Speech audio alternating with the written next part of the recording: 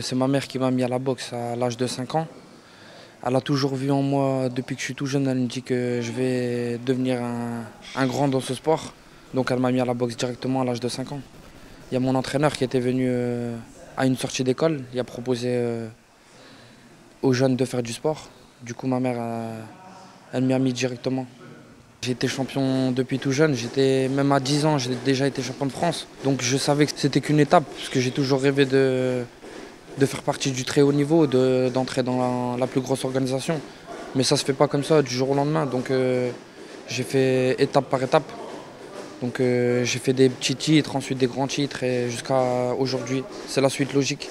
La suite logique, tu l'as eu aussi en 2024 parce que le Glory t'a intégré dans son ring et la promotion te considère comme le futur du kickboxing et comme un talent à surveiller de très près. Pourquoi? Qu'est-ce qui te différencie, toi, Mehdi? J'ai eu 3 combats difficiles déjà. J'ai eu des gros combats. Déjà le premier était très difficile et j'ai réussi à gagner. J'ai toujours tout donné, je donne tout dans mes combats jusqu'à mon dernier souffle. Donc c'est important pour moi et je pense qu'ils ont vu quelque chose en moi. Ton combat au Glory, on le rappelle, c'est le 22 février prochain. Et cette fois-ci, tu seras en face du 4e au classement, Glory en poids welter, Robin Chéric. Comment est-ce que tu abordes ce combat face à quelqu'un qui est très haut placé pour le moment? Donc j'essaye de faire toujours de mieux en mieux et je progresse au fur et à mesure de mes combats. Je prends un petit peu d'expérience, je le prends très au sérieux. Donc c'était la suite logique. On avance dans le classement et on s'entraîne de plus en plus dur. Et est-ce que son classement signifie quelque chose pour toi? Bien sûr, c'est important pour moi car il est 4e. J'ai qu'un but, c'est de prendre sa place pour accéder à la ceinture. Donc c'est très très important pour moi.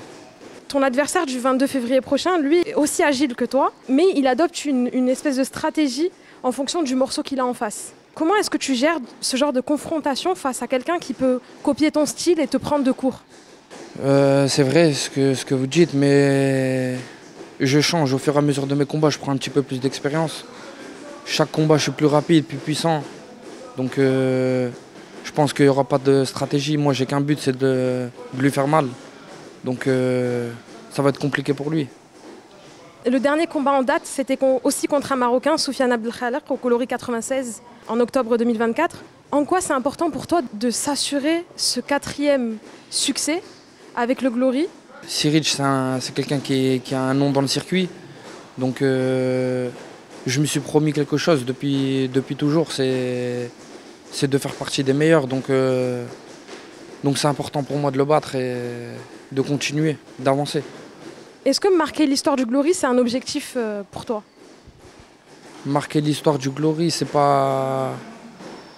plus pour moi-même. Je me suis toujours dit qu'un jour, je ferai partie des plus grands.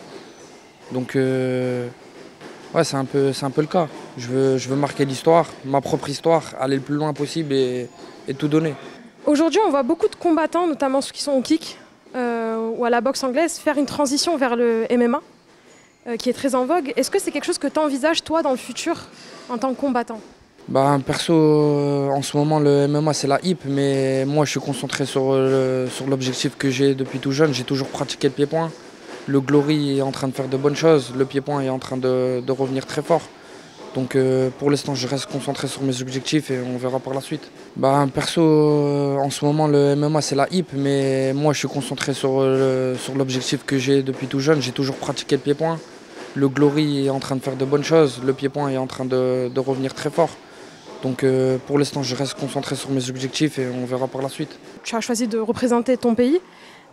Pourquoi ce choix et pas la France? Parce que tu es franco-marocain, je le rappelle. Parce que j'aime le Maroc. J'aime le Maroc, j'aime y vivre, je me sens mieux.